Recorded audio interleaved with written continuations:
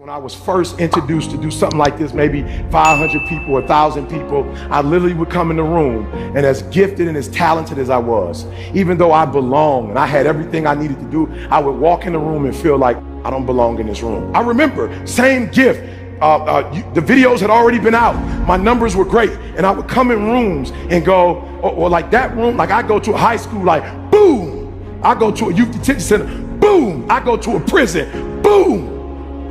I come to corporate and go, I don't know if I belong in here. Everybody in the room don't look like me. They don't come from where I come from.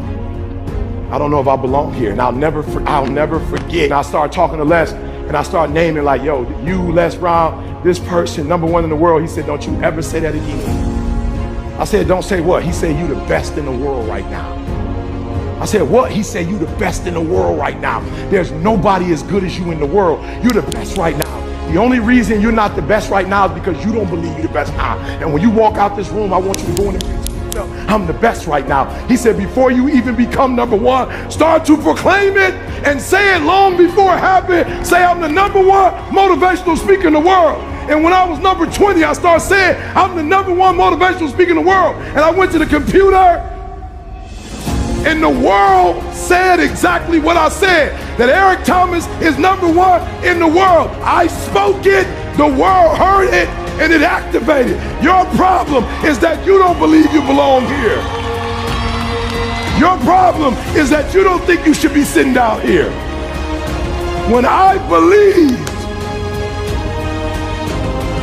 that my voice was needed in this world, when I believed that I needed to be on the stage, not for myself, but to speak to a group of people who come from where I come from, a working class, who don't know what it's like to make millions and millions of dollars, who don't understand what wealth looks like, that I needed to come in the room with a single parent mother, with a father not in my life, being homeless and a high school dropout.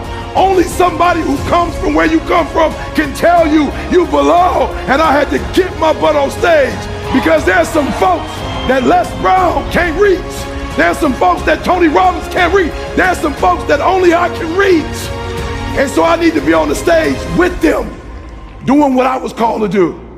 And there are those of you still up there because you don't think you belong in that $1 million home. Look, I'll never forget when I first told them I was moving to California, I was putting my wife deserves to be out of the winter in Michigan. She deserves that. I remember they said, E.T., you moving to Cali? I was like, yeah.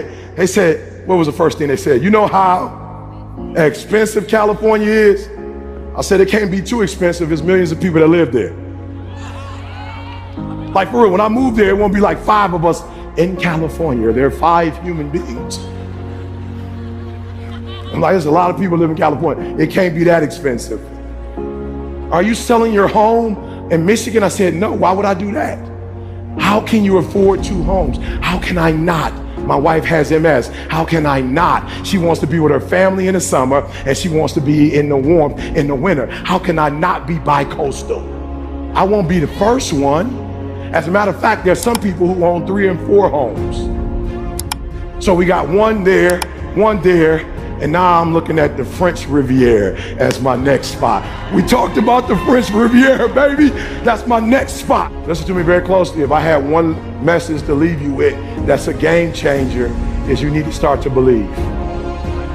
Yeah, write this down. No. Do me a favor. Don't say that. Don't say you believe. Don't do that. Don't do that. Don't say, look, it's not a behavior that I'm looking for. It's a mindset. No. Here's the problem. You can't have, as powerful as the human mind is, it cannot think 2 thoughts at once. So here's what I need you to do. You need to get with these people down here and you need to reprogram your mind. All right, let me tell you why I'm saying that. So I got a friend of mine, like he sees how I treat my wife, right? So like I was homeless, high school dropout. So anything, like if Dee Dee thinks it, I'm gonna get it for her. I cook, I clean, like we are a partnership, like we do everything together. And so my boy watched the response I was getting from my wife as I washed clothes, as I cook, as I iron. And I'll never forget, my boy was like, I'm about to do that. And I was like, I wouldn't do that if I was you. He was like, no, I'm gonna start doing that. I was like, I wouldn't do that if I was you. And he didn't understand what I meant. But what I meant by it is, you're going to do it but you're not going to be able to do it consistently because you're mimicking my behavior, not my thought process. See, you're going to stop ironing clothes because somewhere in your mind you think your wife is subservient. See, somewhere in your mind you think your wife was born to take care of your needs. I'm not saying there's nothing wrong with that. I'm just telling you can't do what I do with that mindset. Like you can't believe, because so now you're going to start ironing clothes and the people in your culture are going to say, what are you ironing clothes for? That's a woman's job. See, I don't have a problem when people tell me, I'll never forget I was on the floor in an apartment we had and I was mopping the floor on my knees and my boy came in and was like, what are you doing? I was like, I'm mopping the floor. You ain't never seen nobody wipe the floor. He was like, not on your hands and knees. I was like, yeah, my wife is a neat freak, so I got to get on my hands and whatever. He was like, yo, bro, you whipped. I was like, you ain't know that? What, you trying to embarrass me? You just found out I was whipped, bro? He was like, yeah, you whipped. I was like, I see that as a compliment. Whipped. Bruh, when I was homeless and living in abandoned buildings, my girl would sneak me into her crib. When I didn't have a job, she would give me her allowance at 15. When I went to college, she was the one that said, go get your GED and follow me to college or I'm breaking up with you. When I started my speaking career, she was the one that got her job first as a nurse, and we had health insurance, and the first house we bought, my credit was so messed up, she couldn't even take my last name. She bought the first house with her credit. What do you mean about? Yeah, I'm whipped and loving it. I'm about to buy me a shirt that said whipped. So you ain't even gotta ask me. Are you hearing what I'm saying? I worship the ground she walks on because she been there for me since day one. So you can't mimic what I'm doing if you don't think like I think. I look at my wife as a queen. You look at your wife as your servant. There's nothing wrong with that. There's nothing wrong if you guys have those roles. There's nothing wrong with that. I understand that. I've been with my wife my whole life. All of my success. I can't even divorce her because I don't know what's mine and what's hers. Like I never accomplished anything on my own. You're not hearing what I'm saying. So there are those of you who want to mimic their behavior. It's not their behavior you need. It's their mindset that you need.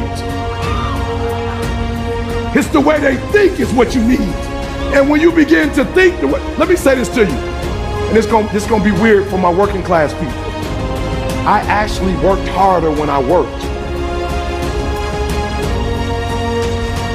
I know I got a GED. I'm so simple. It be for you like it go right over your head. I'm gonna say it to you one more time. What I make in an hour now presentation, I actually worked harder when I was working. And some of y'all, you have been in the working class your whole life. You missed what I just said. I actually worked more hours, worked harder, and got less money when I used to work. Now that I have a wealth mentality,